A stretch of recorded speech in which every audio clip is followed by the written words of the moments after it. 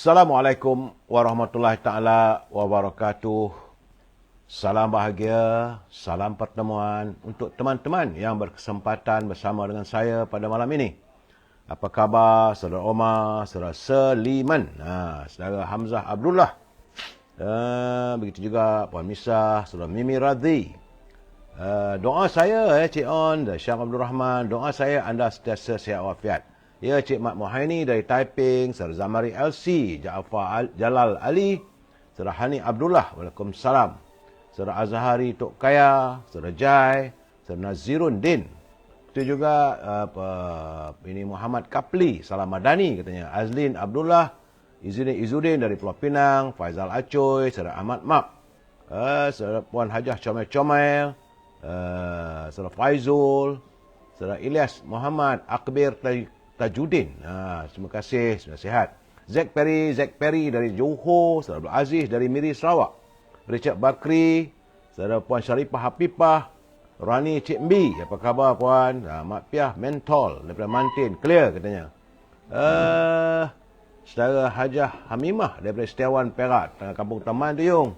Remy Ismail, Zain Yizah, Syukur Jamil, Mimi, Sofiah Jusoh, Hamidah Kamat, Budi Ulik katanya. Saudara Syah Ibrahim, Saudara Rosmini dari Pontian Johor. Begitu juga Raja Kamal Raja Baizan, apa khabar aku? Sofiah Jusoh, Suryati Husin dari Gombak, Jebat Pembela dari Kulim hadir, terima kasih. Mat Paridun Tukiman. Begitu juga Saudara Muhammad Azmi, Muhammad Ali dari Kota Baru Kelantan, saudara. Saudara Nik, Yang Maya, Saudara Marabiah Abdullah, Salam Perjuangan dari Pandan Jaya katanya. Syarun Joindi, Zainuddin Ismail, Syed Wahab, salam dari Tanjung Piai, jauh sana-sana. Karman dari Sandakan Sabah, Rusini Kurungut dari Sarawak, Puan Rubidin dari Petanjaya, Nur Samba dari Sendayan, Negeri Sembilan, Aris Saleh dari Segamat, Puan Rubiah Husin, Pak Aziz dari Kuantan, Hashim Atan, selamat malam, saudara. Begitu juga Puan Hosna, Osman Qaulin, Saudara Muhammad Zaki, Yahya Armin. Saudara apa ini? Bakyaram dari Macang Kelantan, Saudara Lias Paktih dari Jerantut, Adil Lucun, Saudara Syukur Jamil, Zain Yizah dari Kelantan, Remy Ismail. Saudara begitu juga Mei 71 dari Batang Kali, Saudara Aladin, Saudara Jaharudin dari Ipoh, Puan Aslinda, Yahya Armin, Awang Yusuf, Saudara Ramli Abdul Rahman, Yusuf Mayu Biru, saudara dari Pulau Pinang, Saudara Siti Rafiah dari Teluk Intan Perak, Muhammad Asridir dari Kuantan, RSK katanya dari Johor Baru, Saudara Muhammad Razi, Puan Nur Maria, Edi Tahir, salam dari Hangzhou, Ipoh Perak, Edi, Saudara Rosmini, Saudara Abu Samah dari Bukit Puchong, saudara. Begitu juga Uncle Sab, Mei 71, Samsudin Mustafa dari Tunjang di Kedah, saudara.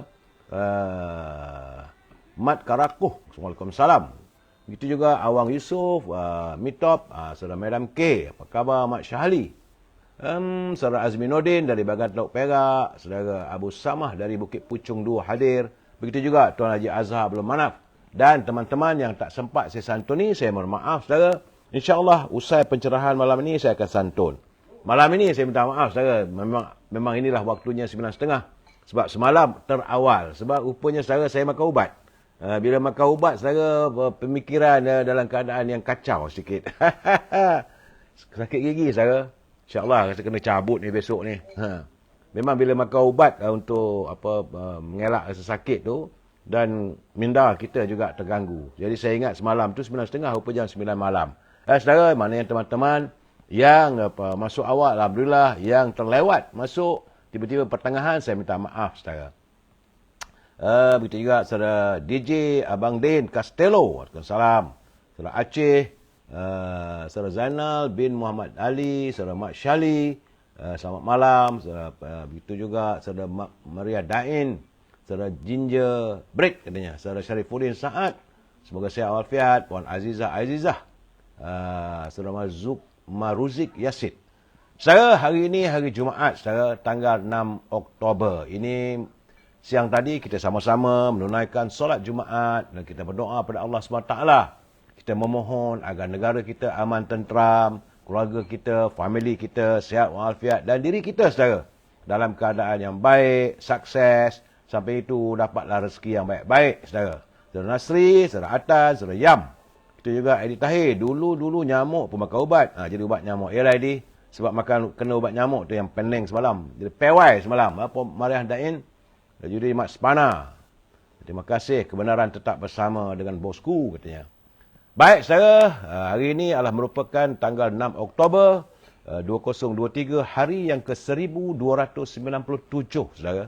Teman-teman yang berada, yang akan mengundi di Dun Pelangai, saya ingin menasihatkan, lakukanlah penjarakan sosial. Kerana sudah masuk hari ke-1297 saudara. Virus tersebut masih melanda negara kita, walaupun saya tidak dapat memberi ketepatan jumlah jangkitan. Namun, virus itu masih ada. Dan besok mungkin ada juga teman-teman kita yang akan menghadiri majlis, mempelai, jemputan kahwin ataupun jamuan itu dan ini.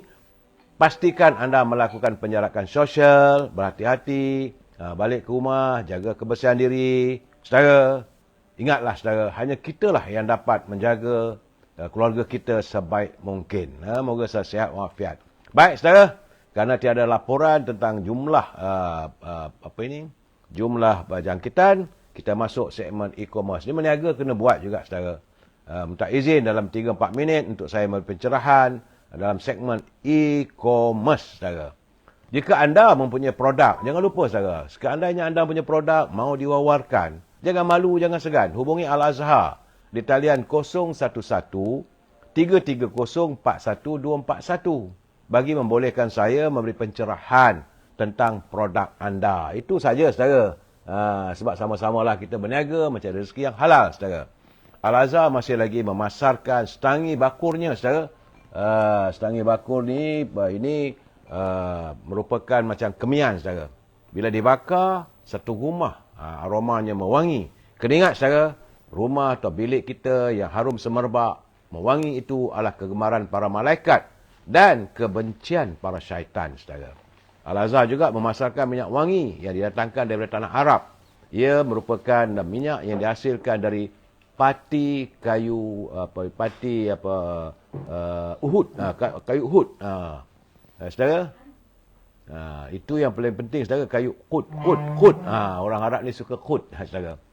Jadi kalau saudara tidak dapat menghubungi Al-Azhar, boleh hubungi Siti Farehah di talian 017 7114300. Jangan lupa dengan mana Siti Farehah dan simpulan kasih Cik Siti. Teman-teman yang tinggal di Lembah Kelang mau mendapat bekalan buah-buahan yang dihantar terus ke rumah anda. Ini untuk Lembah Kelang saja saya. Harganya harga murah, lebih murah daripada harga pasar. Grade AA seperti kiwi, cherry, anggur dan sebagainya. Boleh menghubungi Syauki di talian 012 357 5703. Akhir sekali saudara, Puan Piansira Lady Maria, rangup, pedas dan manis. Hubungi Nizam di talian 019 435 1203. Terima kasih saudara kerana memberi sedikit ruang untuk saya mewawarkan produk dalam segmen e-commerce saudara. Kita masuk dalam segmen naluri kehidupan. Perlu saya jelaskan, saya bukan ustaz, bukan da'i. Saya tidak mempunyai tauliah saudara. Jangan buat aduan pula. Apa yang saya lakukan hanyalah membaca culitan teman-teman yang saya rasakan sesuai untuk kita bicarakan bersama saudara. Saudara, sebenarnya sebagai Muslim, kita seharusnya menerima qada dan qadar Allah dan meletakkannya di hadapan. Sebagaimana sabda baginda Nabi Muhammad SAW yang bermaksud, ajaib urusan seorang Muslim. Sesungguhnya segala urusannya adalah baik. Apabila dia mendapat kesenangan, dia bersyukur. Dan apabila ia ditimpa kesusahan, dia bersabar, maka menjadilah baik baginya. Itu adalah sabda junjungan saudara dalam hadis yang diriwayatkan oleh Al-Bukhari saudara. Ini hadis sahih saudara. Sebenarnya saudara, sebagai Muslim yang sebenar, kita haruslah yakin di lubuk jiwa kita dan beriman kepada qada dan qadar Allah saudara. Sesungguhnya mereka harus menyedari setiap perkara yang dialami dalam hidup ini saudara, ia adalah dalam ketentuan takdir ilahi saudara. Dan jika kita sebagai insan biasa tidak mampu menolak apa saja ketentuan ilahi, saudara. Sebab itu kita ada redha kepada qada dan qadar Allah dan memberi kesempatan kepada kita untuk memperoleh ganjaran yang banyak di sisi Allah. Kiranya kita sentiasa redha pada qada dan qadar, saudara. Sebab itulah, saudara, segala urusan akan menjadi baik apabila kita mendapat kesenangan, lantas mulut kita mengungkapkan kesyukuran kepada ilahi yang kita yakini sebagai Allah yang pemurah lagi pemberi nikmat. Tapi apabila kita ditimpa bencana, kita bersabar serta redha menerima qada dan qadarnya, saudara. Semua akan jadi baik kalau kita redha, saudara. Segala-galanya redalah pada ketentuan ilahi, saudara. Saudara Roslan Mubin, saudara Wan Zainuddin, saudara Mazlan Khalid, saudara Ismaun Muhammad. Waalaikumsalam. Apa nama kedai ni, saudara Ismaun? Saya minta saudara Ismaun masuklah nama kedai tu. Saudara Rabiah, saudara Acai Bentayan dari Pahang, saudara Nordin Din, saudara Abdul Ghaffar Hamzah dari Kuantan, Ayanda Ishak dari Pelangai. Dia kata cuaca sejuk sepanjang hari adalah petanda baik di Pelangai, katanya. Ya, Acai Bentayan, saudara Wahab Muhammad. Begitu juga Syed Adnan, saudara Roslan Mubin. Saudara Ismaun, mana kedainya? Nak tahu nama. Kalau saya tak sebut kedai makan anda, nak marah saya pula, saudara. Baik, saudara, kita masuk segmen mutiara kata. Sesungguhnya, saudara, bersyukur itu hanya timbul dari hati apabila melihat apa yang telah ada, bukan pada yang tiada, saudara. Namun, sikap manusia biasanya apa yang ada jarang disyukuri. Tapi apa yang tiada sering pula dirisaukan. Dan kita sering menghitung kesukaran, bukan kesyukuran. Kita sering kadang-kadang menghitung kesukaran, bukan kesyukuran. Saudara, jangan lupa, saudara, kalau saudara bertandang ke Gombak, carilah kedai di Santai Ikan Bakar berhampiran dengan Universiti Islam Antarabangsa di Gombak. Itu milik sahabat kita, saudara Ismaun. Dia orang Terengganu, saudara, tapi berniaga di Kuala Lumpur. Alhamdulillah. Baik, saudara, saya harus mengingatkan pimpinan negara. Memang saya akan buat tiap malam, saudara, mengingatkan agar pimpinan negara tidaklah berbelanja wang negara tanpa had. Kerana kalau wang negara dibelanjakan tanpa had, negara boleh muflis. Kepada teman-teman yang menyunting semula live saya ini, dimasukkan dalam sebarang channel, saya tak marah. Tetapi anda juga harus bertanggungjawab atas setiap suntingan yang anda lakukan. Kerana saya tak mampu untuk memantau, untuk menyiasat, tak mampu saya, saudara. Dan terpulanglah pada anda. Ingat, saudara, ini adalah pencerahan politik dan juga sedikit memberi maklumat, informasi yang saya rasa kalau ada boleh dikongsi kita bersama. Bila saya memberi pandangan, beri pencerahan politik, kita harus berpegang pada paksinya, saudara. Kita mesti bersetuju untuk tidak bersetuju. We must agree to disagree. Tak setuju, tiada masalah. Setuju, alhamdulillah. Kalau tak setuju, mau menyantuni, gunakanlah bahasa yang baik. Hantar, tak ada masalah, saya akan baca, kita boleh berbincang, saudara.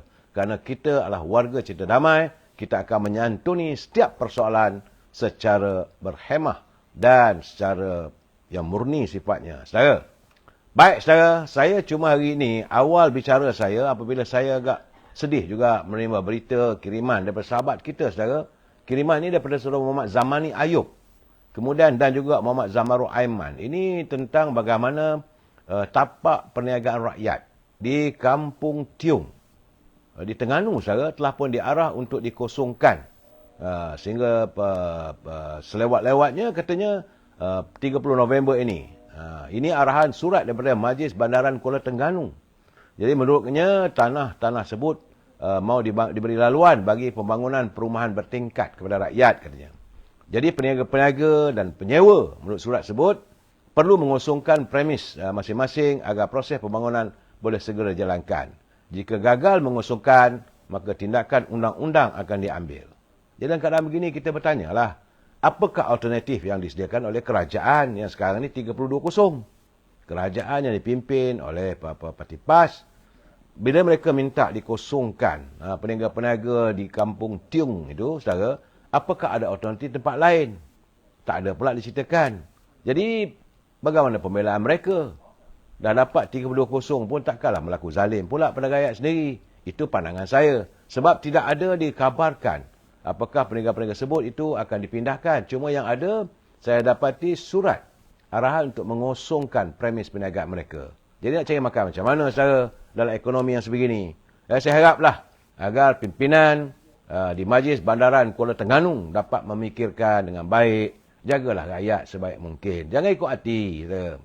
Saya tak tahu siapa yang meniaga situ, tapi kiriman daripada Saudara Muhammad Zamani Ayub dan Muhammad Zamarul.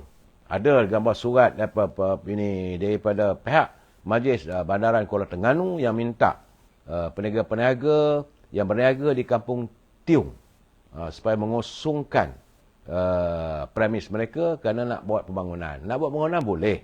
Tetapi carilah alternatif untuk mereka berniaga pula. Itulah cara yang terbaik, saudara. Jangan suruh keluar saja, tak ada alternatif. Akhirnya, itulah keadaannya. Baik, saudara. Sesuatu yang agak mengembirakan saya ini apabila Menteri Pertanian dan Keterjaminan Makanan, Datuk Seri Abang Mat Sabu, dia menyatakan bahawa pihak negara Vietnam, Menteri Pertanian Vietnam telah pun bersedia untuk meneruskan, membekalkan beras ke negara kita. Jadi ini keadaannya Alhamdulillah lah. Satu pertemuan telah diadakan antara beliau dengan Timbalan Menteri Pertanian Pembangunan Bandar Vietnam, Nguyen Quoc Tri, di semalam saja dalam mesyuarat Menteri-Menteri ASEAN berhubung pertanian dan perhutanan. Terima kasih dan syabas Bamat. Jadi artinya beras-beras daripada Vietnam masih lagi dapat kita beli saudara. Mungkin harganya tak tahulah. Kalau harganya mahal maka kerajaan harus memberi subsidi. Bagaimanapun saudara, dalam kajian saya melihat dalam siasatan yang dilakukan oleh pihak Kementerian Pertanian dan Keterjaminan Makanan, bahawa semasa mereka memeriksa, sebagaimana saya dah laporkan, mulai semalam telah pun memeriksa semua premis pemborong beras. Dan di sekitar Selangor saudara, setelah diperiksa dalam operasi bersepadu beras putih tempatan, BPT saudara, dalam mereka dapati bahawa bekalan beras putih tempatan dan beras putih import masih ada saudara. Jadi menurut kenyataan daripada Kementerian Pertanian dan Keterjaminan Makanan hari ini, dia maklumkan semua premis yang diperiksa, mereka punya lesen yang sah, tempohnya dan simpanan beras masih ada, tapi tidaklah melebihi had muatan yang dilesenkan. Jadi analisa kimia ke atas sampel stok beras di setiap premis itu telah pun dihantar untuk melihat sejauh mana beras itu beras tempatan, beras putih tempatan atau beras import. Kementerian Pertanian dan Keterjaminan Makanan katanya tidak akan berkompromi dengan mana-mana pihak yang didapati menukar kampit atau mencampur beras putih tempatan dan beras putih import ataupun menyembunyikan bekalan. Jadi operasi telah dijalankan bahawa ternyata ada bekalan berasnya, sama ada beras putih tempatan ataupun beras import, beras putih import saudara. Dan menurut Kementerian Pertanian, bahawa harga beras tempatan, beras putih tempatan adalah RM2.60 sekilo. Artinya kalau 10 kilo, RM26. Sementara, tapi masalahnya, kartel yang menjual dengan harga RM3.40 sekilo, apabila mereka menukarkan bil jualan itu mengikut harga beras hancur. Itu yang menjadikan masalahnya sebenarnya saya. Kalau mereka menjual pada harga beras putih tempatan, tetap RM26. Saudara, RM26. Untuk 10 kampit, 10 kilo. Tapi kalau RM26, artinya saudara, RM13 untuk 5 kilo satu kampit. Kalau 10 kali 10 kilo, RM26. Cuma bila kartel-kartel ini yang merubah harganya, kononnya beras ini, beras import dan sebagainya, itu yang sedang dilakukan oleh Kementerian Pertanian untuk melakukan semakan dari masa ke semasa, saudara. Mudah-mudahan persoalan beras dapat diselesaikan sesegera mungkin kerana ini merunsingkan warga kita, saudara. Dan saya juga melihat sesuatu benda yang agak, ini runsing juga saya, saudara.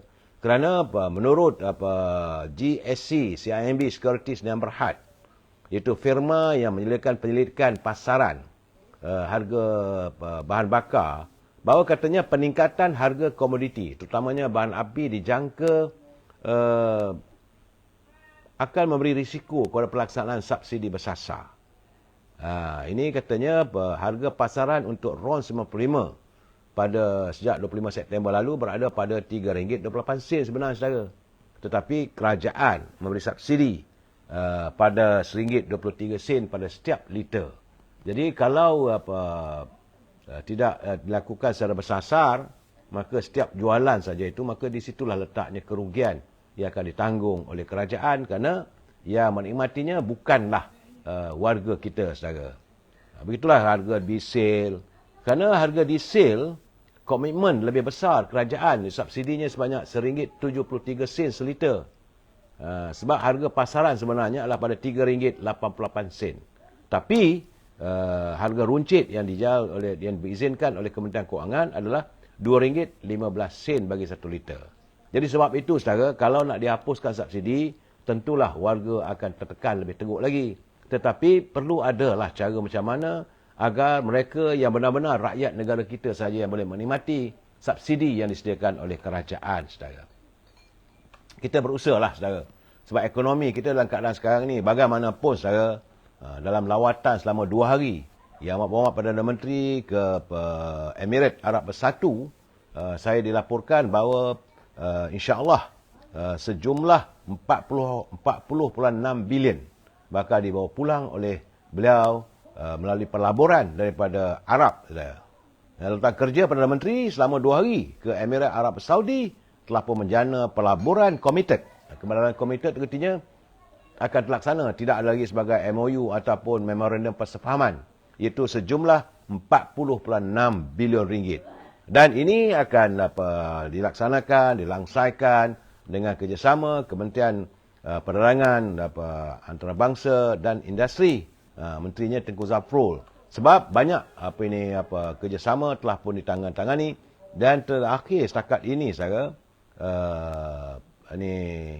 perdagangan dua hala antara Malaysia dengan Arab sejak tahun lalu 2022, saudara, bernilai 38.73 bilion ringgit, saudara.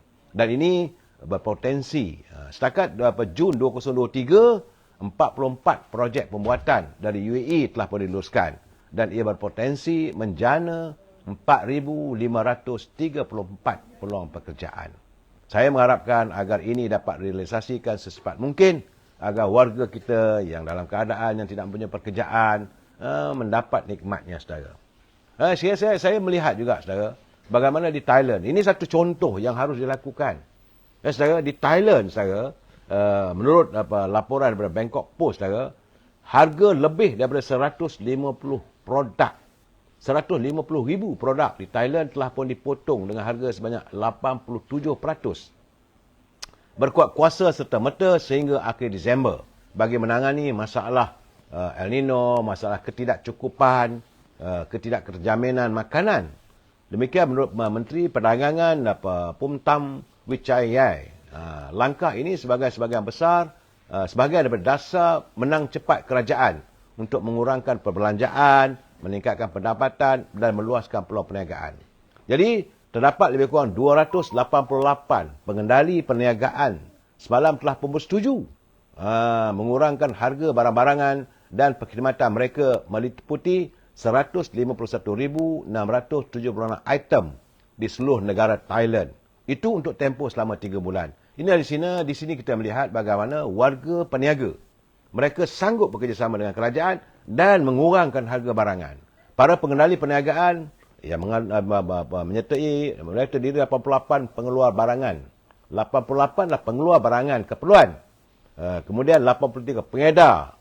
Kemudian pusat-pusat perniagaan banyaklah, saudara. 110 penyedia perkhidmatan seperti hospital dan pusat servis kereta, 110 syarikat logistik dan 7 pelantar dalam talian.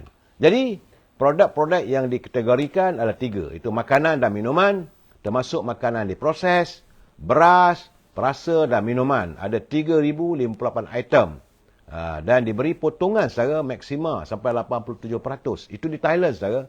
Lain-lain seperti perkakas elektrik, hiasan rumah, peralatan, ubat-ubatan, bekalan perubatan, terdapat 8,290 item.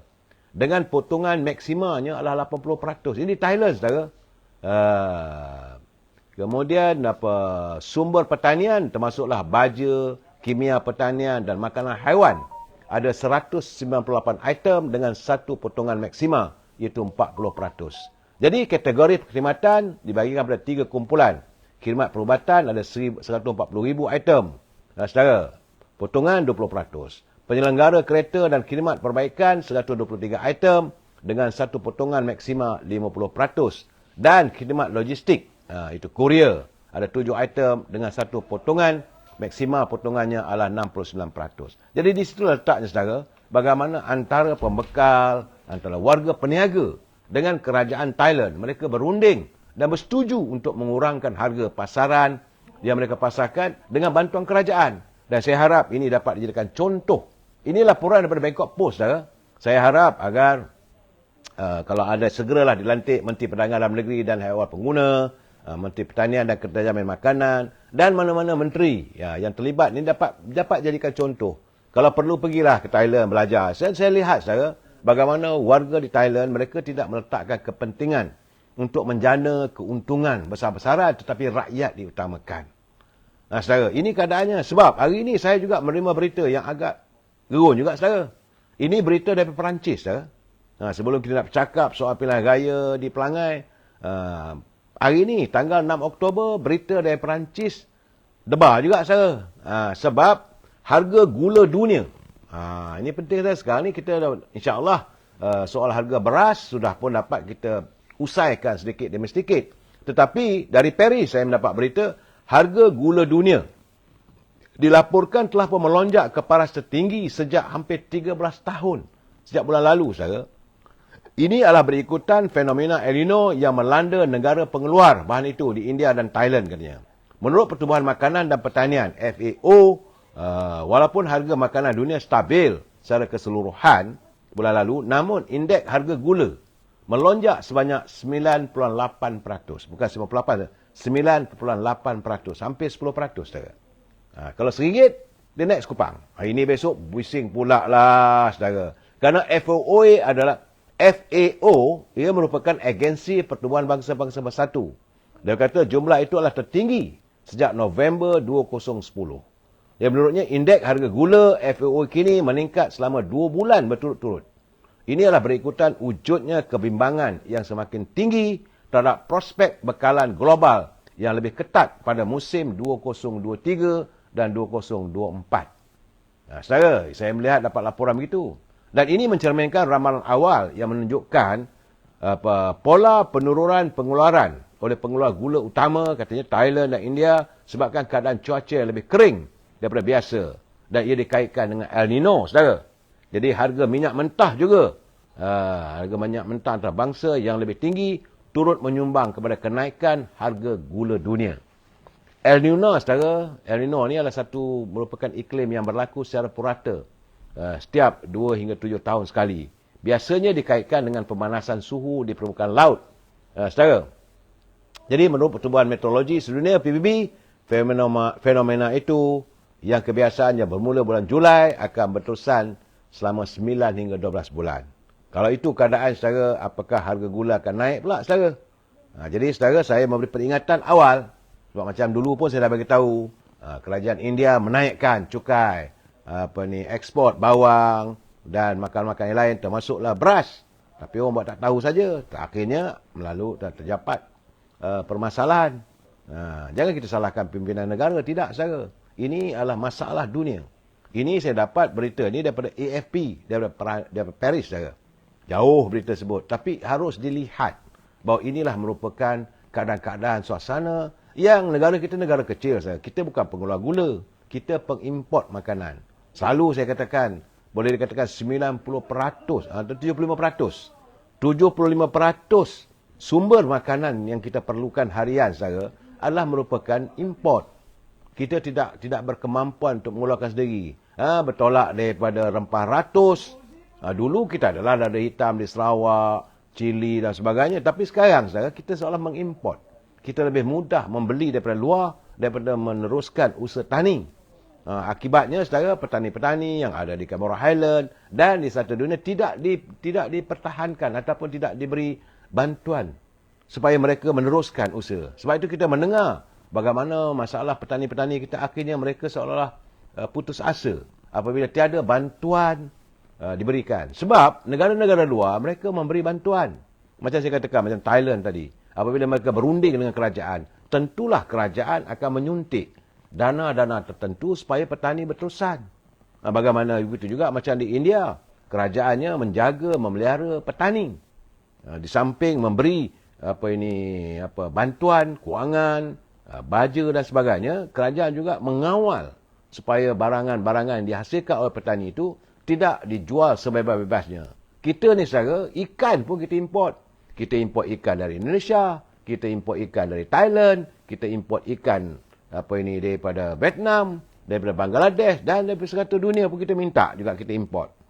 Dan akhirnya kerana pergantungan kepada makanan daripada luar itu, apabila sahaja mata wang kita ini yang dalam keadaan tak menentu bila dibandingkan dengan dolar Amerika, tentulah harga barangan itu akan jadi mahal. Sebab Amerika dia akan bertahankan bahawa dengan dia dalam keadaan negara macam mana pun dia akan mempertahankan nilai mata wangnya bila berbanding dengan nilai mata wang dunia yang lain. Nilai mata wang kita ni bukan hanya Malaysia saja, saudara. Seluruh dunia juga mengalami tekanan berhubung dengan harga nilai mata wang bila dibandingkan dengan Amerika. Dan masalah kita, saudara, kita melakukan perdagangan dan menggunakan pertukaran wang kita dengan wang Amerika. Kita tak membeli ikan dengan nilai baht. Kita tidak membeli gula ke apa ke daripada Filipina dengan menggunakan peso. Kita tak menggunakan mata wang tukaran itu dengan Vietnam ataupun mana-mana negara lain dengan menggunakan mata wang negara mereka. Tidak. Kita pertukarannya dengan wang Amerika.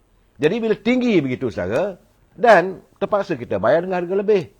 Dan kita pergantungan, sebagaimana saya katakan tadi, saudara, 75% kita bergantung pada sumber makanan dari luar. Malahan kelapa pun kita import, saudara. Dulu banyaklah kelapa dari Bagan Datuk. Sekarang ni dah kurang. Sebab itu, Timbalan Perdana Menteri Yang Mohd Zahid Hamidi menyarankan agar mana-mana ada kawasan tanah yang kosong, bersegeralah berhubung dengan Kementerian Pembangunan Luar Bandar agar dapat diusahakan tanaman kelapa. Sebab kita pergantungan daripada kelapa ni terlalu tinggi, saudara. Berjuta kelapa yang kita import dari negara Indonesia, saudara. Akhirnya, harga santan naik. Malahan, kelapa muda pun sampai RM5 sebutir, saudara. Dulu, sama saya dulu, 5 sen sebutir kelapa. Itu gambaran yang saya bayangkan. Begitu juga macam kobis. Kita import kobis daripada Indonesia. Kita bukan tidak ada pengusaha kobis di Thailand, di Cameron Highland. Tapi kerana petani kita terbiar. Dan harga barangan ataupun produk-produk ataupun penghasilan pertanian mereka tidak dijaga. Keterjaminan tiap-tiap makanan itu tidak disimpan dalam stor yang baik. Akhirnya rosak. Jadi petani pun susah hati dalam keadaan begitu. Lihatlah bagaimana kita lihat melaporan timun-timun yang akhirnya dibuang begitu saja. Bukan tidak ada pasaran. Tapi katil-katil ni pula mereka meletakkan harga tertentu. Jadi petani tidak dilindungi oleh rakyat, oleh kerajaan. Sudah sampai masanya Kementerian Pertanian, Abang Mat Sabu, dapat melihat agar petani-petani dapat dilindungi masa depan mereka dan mesti ada injeksi ataupun ada suntikan daripada kerajaan. Sebab pertanian ni, saudara pergilah ke mana-mana dunia pun. Memanglah kerajaan setiap negara itu akan menyuntik dana-dana tertentu untuk membantu para petani. Kita kadang-kadang ni kita banyak memikirkan soal komoditi. Kelapa sawit ada bantuannya, saudara, getah ada bantuannya. Bila kita mengadakan, bila dia tanaman semula getah, ada dia panggil dulu panggil replanting. Ada dapat satu ekar mungkin 2,000, 3,000. Tapi bagaimana dengan petani? Bagaimana dengan pesawah? Benar, kita dengar bahawa harga padi, kerajaan bagi subsidi RM500. Itu pun pengilang hanya membeli padi daripada pesawah dengan RM1,280 satu tan. Sedangkan kerajaan dah masuk RM500. Sepatutnya tiap-tiap petani dapat RM1,700. Dan ini juga pelaksanaan ini. Jadi akhirnya petani, pesawah, saudara merasakan diri mereka terabai. Sudah sampai masanya agar pimpinan negara dapat melihat secara jelas, tuntas tentang untung nasib petani kita, saudara. Itu bab pertanian. Saudara, jangan kita kata bahawa negara kita ni tak menentu dan sebagainya. Tapi saudara lihat seberang aja. Berhampiran dengan negara kita, negara Singapura. Sehingga saat ini, saudara, negara Singapura, hari ini, saudara, untuk rakyatnya membeli kenderaan, nak beli kereta, harga yang termahal di dunia di Singapura, saudara. Untuk sebuah kereta baru, ya saudara, melonjak untuk harga biasa, untuk keluarga nak pakai SUV dan sebagainya, sampai pada harga $146,000. $146,000 Singapura satu unit. Itu kalau nak dikonvertkan ataupun nak dialihkan tukaran pada mata wang kita, 504,000 satu buah kereta sebagai. Sekarang ni tengok, saudara, saya nampak tadi ada tu contoh Toyota Camry. Toyota Camry Hybrid. Itu standard yang baru, saya. Harganya sekarang ini di Singapura adalah 250,000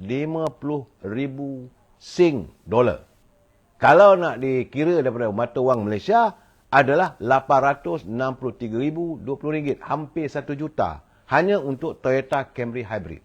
Itulah keadaannya sekarang, percukaian untuk kereta dan sebagainya bertinggi. Dan bagi rakyat biasa, kalau dia dapat gaji 70,000 setahun, saudara, ia amat sukar untuk memiliki kereta.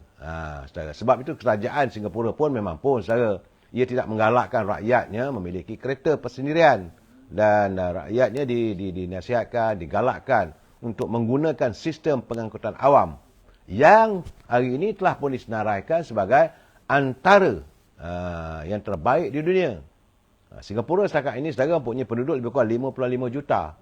Kita ada 36, lebih kurang kita berapa kali ganda. Mana 5, 10, 15, 20, 25, 6 kali ganda. Penduduk kita dengan Singapura 6 kali ganda. Tapi untuk beli kereta Singapura amat mahal. Dan sebab itu, saudara, janganlah kita nak blame pada kerajaan saja, saudara. Itulah keadaannya. Bila saya menceritakan keadaan begitu, kadang-kadang sesak juga nafas je. Okey, kita balik pada apa yang berlaku sekarang ini di Amerika. Saya mendapat laporan daripada New York bahawa orang yang sewajarnya segera dibawa ke mahkamah dalam penyelesaian, dalam pembicaraan kes 1MDB, kemelut yang dialami oleh Datuk Seri Najib, iaitu Roger Ng. Itu Roger Ng yang telah pun dijatuhkan hukuman penjara selama 10 tahun oleh Mahkamah Amerika berhubung berkait dengan penglibatan dalam 1MDB. Katanya bakal diserahkan kepada negara kita untuk dia berdepan dengan tuduhan di negara ini. Ketua Hakim Daerah Amerika Syarikat, Margo Brody D. Brooks, semalam telah pun mengarahkan bekas pegawai bank Goldman Sachs itu menyerah diri kepada Perkhidmatan Marshal Amerika Syarikat supaya dia boleh diserahkan kepada penguat kuasa undang-undang di Malaysia. Seorang lagi, saudara. Sekarang ni kita ada berapa dah? Ada 3 orang dah sekarang ni. Jadi itulah ancaranya.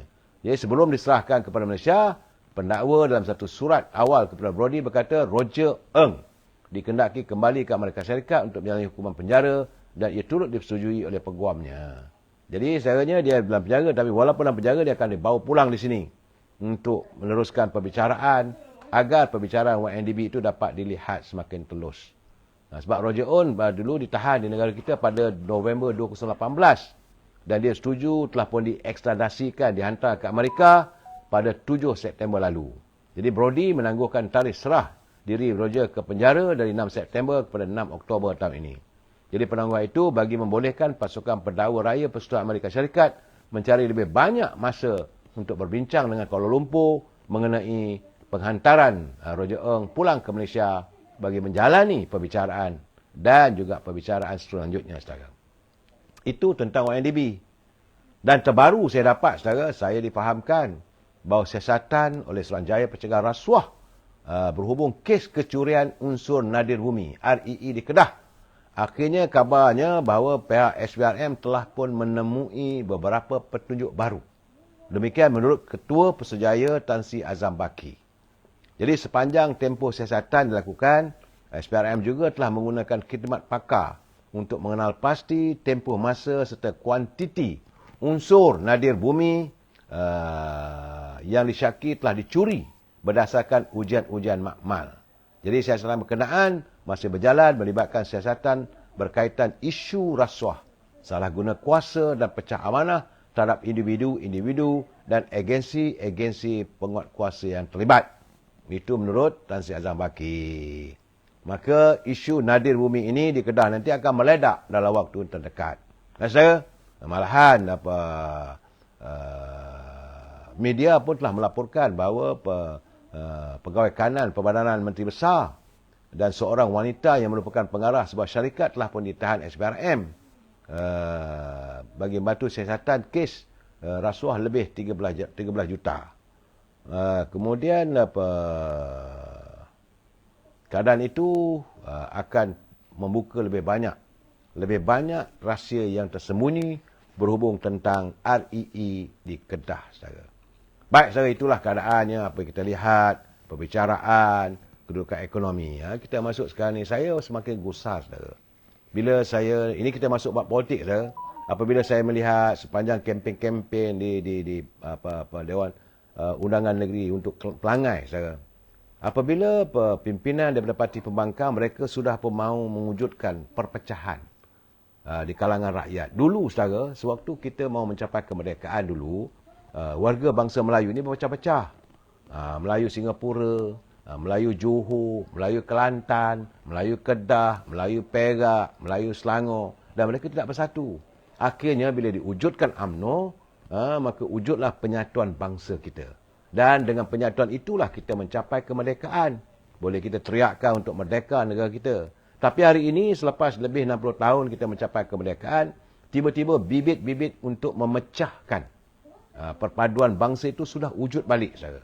Apabila saya mendengar beberapa orang penceramah yang hadir di pilihan raya Pelangai, saudara, bila dia menuturkan kata-kata, Pahang ni macam mana? Tak ada seorang pun menteri daripada Pahang ni datang daripada negeri Pahang untuk berada dalam kabinet kerajaan hari ini. Saya kata, untuk apa dia disuarakan begitu? Kemudian ada pula lagi kata 4 orang akan calon ahli Dewan Undangan Negeri akan melompat menyertai Perikatan Nasional. Jadi saya melihat bahawa usaha-usaha memecah belahkan warga. Sedangkan macam di Pelangai itu, saudara, ini adalah kawasan, terdapat 3 kawasan Felda yang dibangunkan, yang diwujudkan, diasaskan oleh Tun Abdul Razak. Tujuan matlamatnya untuk memperjuangkan warga bangsa kita. Tapi jasa itu dilupakan. Sebaliknya agenda politik yang diutamakan. Mereka bukan tak sedar sebenarnya. Warga di Pelangai sebenarnya, saya katakan terus terang, saya kata, malam tadi saya dapat laporan juga. Cuma ada satu pentas tu, di atas pentas ada 6 orang. Di bawah ada 20 orang je yang mendengar ceramah. Kemudian kosong kursi. Tetapi mereka yang menggunakan media sosial, berucap, berapi-rapi, seolah-olah mahu mengadu domba supaya rakyat, khususnya di Pelangai. Sepatutnya mereka kena faham, bila dilontarkan ungkapan kata-kata itu dan dirakamkan melalui media sosial, ia tersebar ke seluruh negara. Dan ini apakah mereka mahu menjelmakan suasana perpecahan bangsa? Ini kebimbangan saya, saudara. Hanya demi untuk mencapai matlamat politik, dah lah memang kita tahulah, banyaklah isu tonggangan agama digunakan sepanjang musim kempen pilihan raya 6 negeri dulu, saudara. Bertarabur umat Islam, saudara. Tapi sekarang ni, saya nampak di Pelangai ada pula wujud ciri-ciri seolah untuk memecah belahkan rakyat. Apabila dikatakan, berapa orang daripada Pahang ini yang dilantik duduk berada dalam sebagai menteri. Saya rasa kalau keadaan begitu, ada juga negeri daripada Perlis tak ada pelantikan. Takkan itu nak dijadikan modal dalam politik? Saya rasa tidak sepatutnya isu itu diutarakan dalam ceramah-ceramah politik. Yang saya menanti, kalau ada susunan ataupun ungkapan, kata-kata, impian pimpinan daripada pembangkang untuk mentadbir negara seandainya mereka diberi kuasa. Sehingga mereka diberi kesempatan untuk mentadbir negara ini yang mereka mahu lakukan. Bukan maki hamun. Sebab bagaimanapun saya dipahamkan, laporan terbaru petang tadi jam 6.30 petang. Saya menerima laporan daripada teman kawan-kawan saya yang berada di lapangan. Mereka mengatakan bahawa bagi kawasan perkampungan, dia ada 13 kampung saya yang bukan Felda. Kedudukan hari ini 70%. Pengundi-pengundi di kampung-kampung tersebut termasuklah kawasan di mana majoritinya bukan Melayu saudara di Kelonsong apakah. Itu memang dikatakan bahawa hampir 95% pengundi itu memilih untuk bersama dengan calon daripada UMNO Barisan Nasional. Saudara. Dan saya juga bila melihat apabila Anthony Loke dia hadir, macam seolah-olah yang bertanding itu calon daripada DAP. Cara dia berceramah, penekanan, minta supaya penyokong-penyokongnya menyokong calon UMNO Barisan Nasional. Begitu juga kehadiran Datuk Seri Abang Mat Sabu. Dah masuk 6 kali dah. Begitu juga Datuk Mahfuz Omar dan ketumbukan daripada Parti Amanah. Mereka all out kali ini saya nampak. Sebab itu, ada kajian yang dibuat oleh Dr. Azman. Dr. Azman Awang, dia buat kajian bahawa setakat hari ini, mereka di kalangan ahli akademik, mereka buat kajian bahawa saat ini, bahawa kerusi untuk Dewan Undangan Pelangai ini bakal dimenangi oleh calon daripada UMNO Barisan Nasional. Kerana ada beberapa sebab. Antaranya, kawasan Dun Pelangai itu pernah diwakili oleh Menteri Besar, iaitu Tan Sri Anan Yaakob. Dan Tan Sri Anan Yaakob sudah pun hadir ke kawasan tersebut dah 3 kali, 3 hari berturut-turut. Begitu juga selepas Tok Nan, ataupun dikenal dengan Long Nan lah saudara, Esko Kerajaan Negeri Pahang, iaitu Allahyarham Datuk Johari. Walaupun dalam tempoh 10 bulan beliau menjadi Esko Kerajaan Negeri Pahang, banyak kerja-kerja ataupun usaha-usaha yang dilakukan oleh Tok Nan dilangsaikan. Tapi malang menjemput pada bulan September lepas, berlaku kemalangan, tragedi kapal terbang. Dan hari ini warga Pelangai sekali lagi harus mencari pemimpin yang baru. Dan dilihat calon yang diturunkan oleh UMNO Barisan Nasional adalah merupakan calon anak tempatan yang mantap. Saya dipahamkan antara 4 isu utama yang menjadi perhatian mereka. Pertama sekali, warga di Pelangai. Mereka sudah jelik. Sebab apa yang diutarakan oleh penceramah-penceramah yang hadir ke Pelangai tidak lebih daripada maki hamun dan menceritakan keburukan orang. Jadi mereka tidak mampu membaca apa sebenarnya kehendak warga Pahang. Orang Pahang ni bukan suka sangat nak maki orang saudara. Tapi bila datang penceramah maki hamun itu tak kena, ini tak kena, jadi akhirnya mereka bertanya, siapa yang betul? Dan orang yang hadir bercakap itu pun, adakah mereka betul? Yang hadir tu, apakah mereka mewakili kumpulan yang benar-benar berjasa dan memperlihatkan kepimpinan? Kerana mereka semua hadir itu adalah merupakan orang yang pernah mementadbir negara kita ni. Saat ini saya dikabarkan bahawa ketumbukan daripada Perikatan Nasional sedang menyerang habis-habisan di Pelangai. Katanya lah, tak tahulah, saya belum dapat terima kiriman. Dr. Mahathir hadir, Tan Sri Muhyiddin hadir, ramailah ketumbukan-ketumbukan. Dan rakyat di Pelangai dapat melihat. Nak cerita buruk pasal orang, saya rasa mungkin mereka akan menolak. Sebab rakyat dah tahu bagaimana negara ditadbir oleh mereka. Sewajarnya para kempenlah apa yang mereka nak lakukan. Macam mana yang diutarakan oleh calon daripada UMNO Barisan Nasional, saudara. Datuk Hamzah. Dia bagi tahu bahawa dia kata ada beberapa perkara. Ada kita tengok tadi. Tila saudara,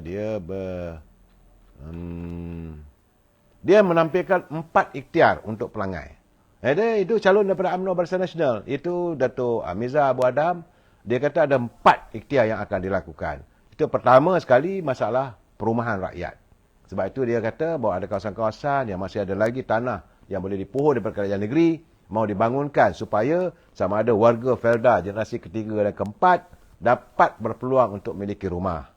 Yang kedua, usaha. Memanglah orang bercakap bahawa mesti ada sekurang-kurangnya satu kawasan untuk dijadikan tempat mengisi minyak, petrol pump, kedai petrol station. Saya itu hari pergi rupanya bukan di Pelangai, tapi itu di dalam kawasan Negeri Sembilan rupanya. Itu di kampung Sungai Durian. Saya ingatkan dalam Pelangai, bukan. Itu dalam keadaan Negeri Sembilan. Jadi Datuk Amiza dia kata kalau dia terpilih, dia akan memastikan adanya ini kedai ataupun tempat petrol station untuk mengisi petrol. Benda tu boleh diadakan. Inilah yang rakyat nak. Yang ketiga, dia akan memastikan bahawa jalan-jalan yang gelap. Sebab dia memang nak masuk ke kawasan, ke desa Pelangai, saudara. Dia orang di kawasan Pelangai itu memang kawasan gelap. Terutama lagi daripada Karak ke melalui Telemong, saudara. Telemong itu kawasan perkampungan. Desa tu ramai warga bukan Melayu di situ. Dan jalan-jalan itu hendaklah dipasang dengan lampu jalan. Kalau tak gelap, itu yang boleh menimbulkan kemalangan. Itu jadi akan diusahakan untuk diwujudkan lampu-lampu jalan. Dan yang keempat adalah peluang pekerjaan untuk anak muda. Ini yang empat. Sepatutnya begitulah setiap calon mengutarakan ini matlamat kita. Tapi lain tak ada, saya. Apa yang dijajakan? Lain tak ada. Maki hamun. Kononnya pemimpin daripada UMNO Barisan Nasional menggunakan jentera kerajaan untuk berkempen. Apabila diadakan jualan beras bersubsidi pun dituduh kononnya ini politik wang bagi pengundi beras, sedangkan jualan itu dilakukan untuk seluruh negeri Pahang. Kebetulan sekarang ini musim pilihan raya di Dun Pelangai, diperbanyakkanlah jualan itu di kawasan Pelangai. Dan ini inisiatif yang dilakukan oleh Datuk Seri Wan Rosdi sebagai Menteri Besar. Sebab dia pun bimbang, tak mahu rakyat Pahang, tak cukup beras. Tapi dia dapat cari bahawa beras ini diberi subsidi. Begitu juga saudara apabila kononnya ahli Dewan Undangan Negeri 4 orang daripada UMNO Barisan Nasional akan melompat menyetik mereka sekiranya mereka menang. Jadi kalau mereka menang, dia kira lah tu saudara, ngam-ngam sui punya nombor. Kalau menang, artinya sekarang ini Perikatan Nasional sekarang ni 17 ahli. Kalau dapat seorang lagi 18 campur 4, 22. Bolehlah bentuk kerajaan kononnya. Akhirnya apa yang dinyatakan oleh Yang Amat Berhormat Datuk Seri Zahid Hamidi selaku Presiden UMNO, dia kata tak ada seorang pun daripada UMNO akan melompat sebab kita terikat dengan walaupun tidak ada akta lompat parti di negeri Pahang, tetapi mereka masih ada lagi perjanjian. Dia tak boleh meninggalkan UMNO. Bayarlah 100 juta.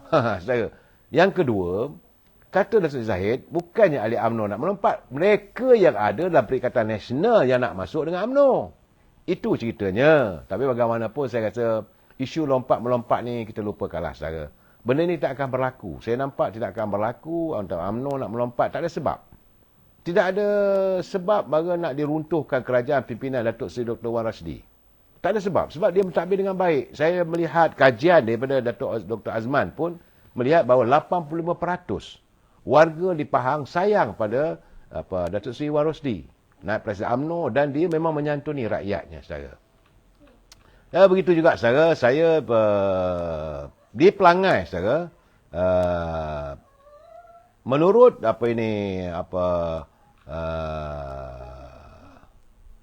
menurut Suruhanjaya Pilihan Raya, bahawa dia menyangkakan bahawa daripada 16,456 pengundi untuk kawasan Dun Pelangai, 75% dijangka akan hadir untuk mengundi, saudara. Dan saya rasa itu telah awal pagi, kerana menurut laporan kaji cuaca pula, bagi seluruh kawasan di Pelangai, saudara, daripada 4 kawasan pihak mengundi itu, bahawa cuaca diramalkan cerah pada sebelah pagi. Tapi kalau lewat petang akan berlaku hujan petir dan ribut petir. Jadi sebab itu Suruhanjaya Pilihan Raya meminta agar warga Pelangai turun segera awal pagi, saudara. Itu keadaan. Dan malam ini, saudara, memanglah malam ini bermulalah kempen terakhir. Sebab besok sebab mengundi, saudara.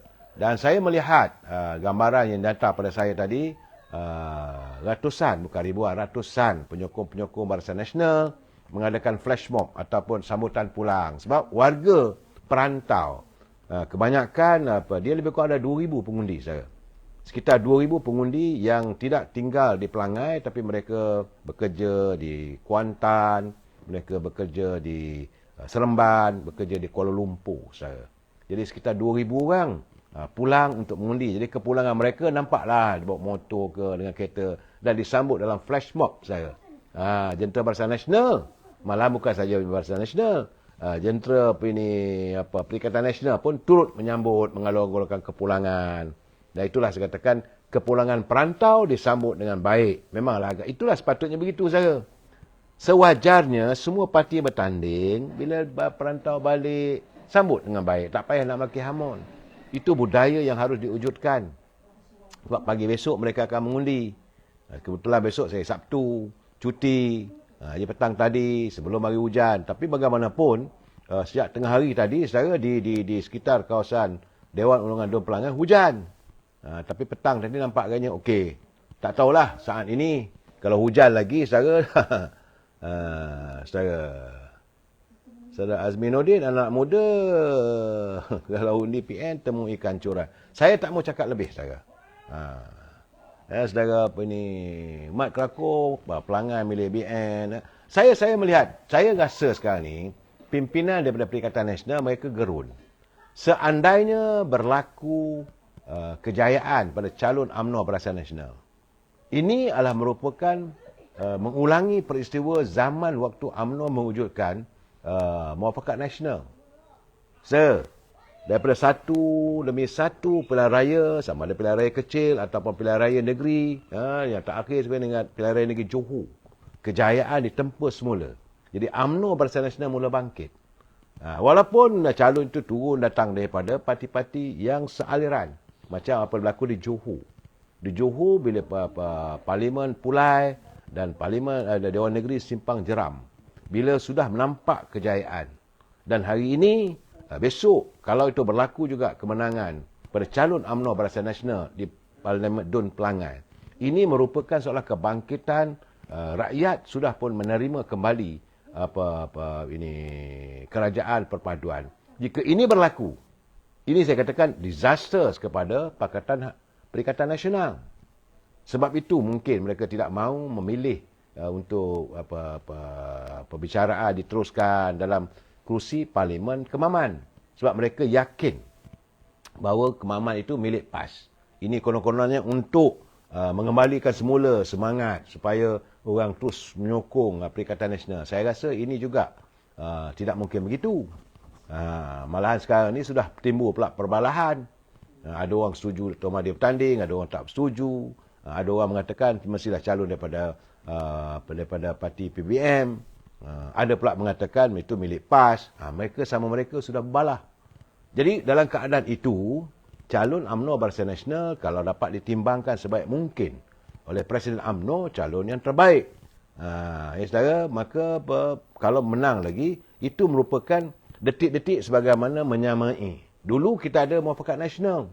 Kita menang di 7 pilihan raya negeri, kita menang di Melaka, kita menang di Johor. Saudara, kesan walaupun bertanding di Tanjung Piai.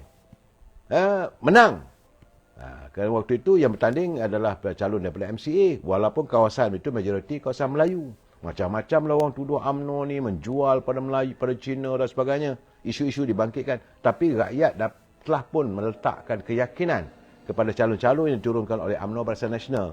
Dan kali ini, saya melihat calon-calon diturunkan oleh Pakatan Perpaduan sudah mula mendapat tempat. Kalau ini berlaku, saya katakan, ini adalah disaster kepada Perikatan Nasional. Sebab itu mereka all out sekarang saya.